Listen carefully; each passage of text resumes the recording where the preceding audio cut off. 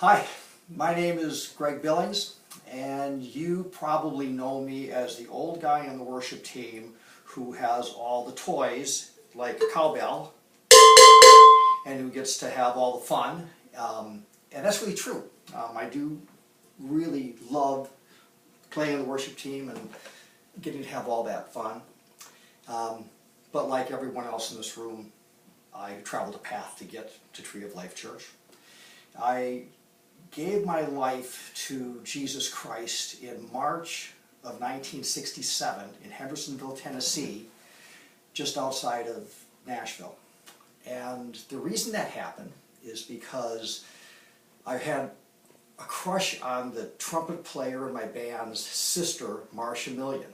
And Marcia wanted to go to the Hendersonville Baptist Church every Sunday, so I started going to Hendersonville Baptist Church every Sunday with her. And Baptists, being who they are, showed up at my house on a Wednesday night and got me to give my life to the Lord. And nothing happened for the next 20 years. Actually, a whole bunch of bad things happened in the next 20 years, but none of them related to that. That was a seed that was planted in 1967 that took 20 years to gestate. So I was in Tennessee because my parents had gotten divorced. I had been pretty much a B student until then, and I ended up going to 6 high schools over the next 5 years. I like to say I was misunderstood. I was always in trouble, not anything terrible, but I was always in trouble. And looking back, it was because I was unhappy that my parents had gotten divorced.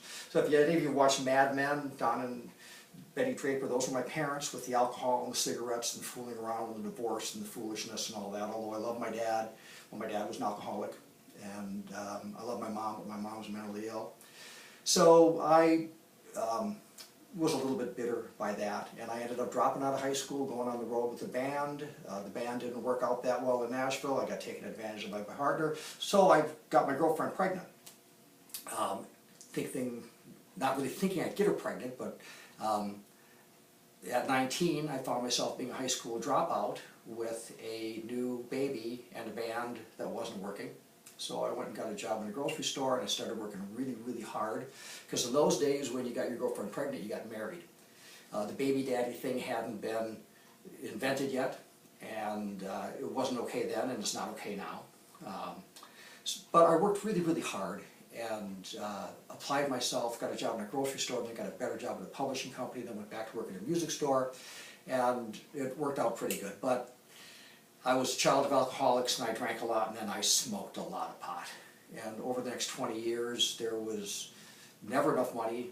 There wasn't enough money for things like orthodontia, but looking back on it, there was always enough money for beer, and there was always enough money for marijuana. By 18 years later, my wife had fallen in love with a high school kid and had kicked me out. And I went to see a counselor, and he said, "How much do you drink?" And I told him how much I drank, and he said, "Well, maybe you should quit for a while." So I did. I didn't get any counseling. I didn't get any support. I didn't go to AA. I didn't do any of the things that you should do. And 6 weeks later, I had a suicide attempt. I went into the garage and started the car and stayed there all night. And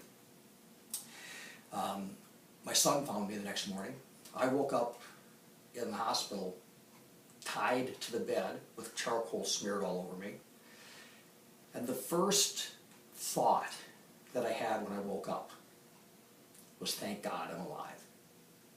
Which is pretty weird because I hadn't been in the church since I was a little kid. Well, since Marcia Million, since I followed her to the Baptist church, and before that the little old lady across the street used to come and kidnap me, take me to church once in a while. But my first thought was, "Thank God I'm alive." And one of the women who worked for me at the time was a pastor's wife, and she started a prayer chain for me to recover. The doctors told me that there's no reason I should have survived, and there's even less reason that I should have survived without brain injury. His carbon monoxide over what turned out to be a 10-hour period is pretty severe. They kept coming in my room and asking me to count backwards from 100 by sevens, 93, 84, and I was able to do it, and they were very surprised.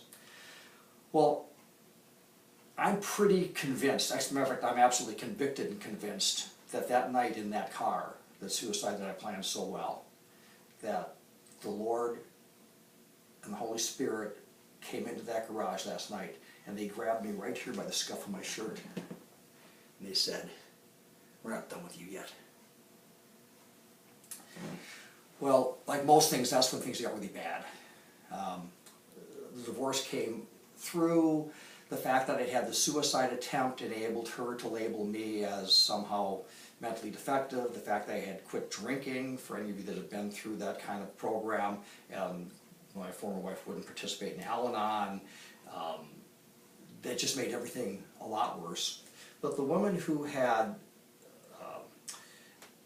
started the prayer circle for me also gave me a Good News Bible, which I started reading. And I've read the whole thing. I've actually, since that time, read the Bible, the whole Bible 7 times and the New Testament 8 times. And I couldn't, my son, who was 18 at the time, was really wonderful and supportive, and he's still my best friend in the world. But my daughter, who was 8, and her daddy had just tried to kill himself in the garage, didn't react well. And my former wife seemed like, at the time, she was really unhappy that I hadn't succeeded in the suicide, and I didn't get any visitation, and there was guardian ad litems, and there were psychologists, and there was all these problems. And I had my 8-year-old daughter ripped away from me. And a friend came up to me at my son's wedding, and he observed us, and he said, "You know, you gotta let this thing go, because I'm looking at Jazzy, and the fight that you're in over her is just tearing her to pieces." And I prayed on it.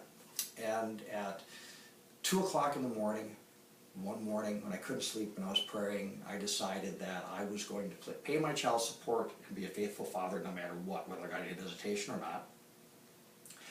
I was going to start tithing 10% to the church. And I was going to join a church, and I was going to live my life for Jesus Christ. And I did those things. On the tithing thing, there was never a time before that night that there was enough money. There's never been a time since that night when there wasn't enough money. Every penny that I've ever given to support the Lord in any form has come back to me 7 times over. It's not why I did it. I didn't expect it to happen, but that's how God rewards you. He also redeemed and rewarded me in another much more profound way. 12 years ago, I met my wife Sarah. Some of you have met Sarah. She is a nurse. She and I have started the Physician's Talent show together. And I met her and I fell in love with her and we got married. And she had 2 young daughters. They were 15 and 13 at the time, Laura and Annalise. And when she and her husband got divorced, he disappeared, never to be seen or heard from again. And these 2 girls lost their dad. And they were going to need a dad. And I realized on about my 3rd date with Sarah that if I was going to have a relationship with her, I was going to have to be all in. Because these girls couldn't have another man come into their life and go away. It didn't mean we had to get married the next day. We didn't get married for a couple of years, but I was going to have to be around. And I didn't try to be their new daddy. I just was the guy their mom was dating. But I went to the football games, and I went to the concerts, and I went to the Madrigal. They were at Shadow Lawn Elementary School, then East Naples Middle School, and Lately High School. Well, all these years later, I may not be the dad that they expected, or I may not be the dad that they originally wanted, but I'm the dad that they got. So, in 1987, I had my 8-year-old daughter ripped away from me. At least that was how I saw it. But I was faithful to God, I was faithful to my tithing, and I was faithful as a dad. And I served the Lord in the limited, small ways that I could since then. And what he did was he gave me back my daughter Jazzy. And he gave me 2 more daughters, Annalise and Laura. So he rewarded me 3 times over. Last weekend before last, we were in North Carolina for my niece's wedding. And the whole family was there. And I want to show you this picture. And those are all of my kids and my grandkids and my kids' spouses. And that is the gift that the Lord has given me. That is how He has redeemed me. That is what came from that night when I tried to take my life because I thought I was smarter than Him. And He said, I'm not done with you yet.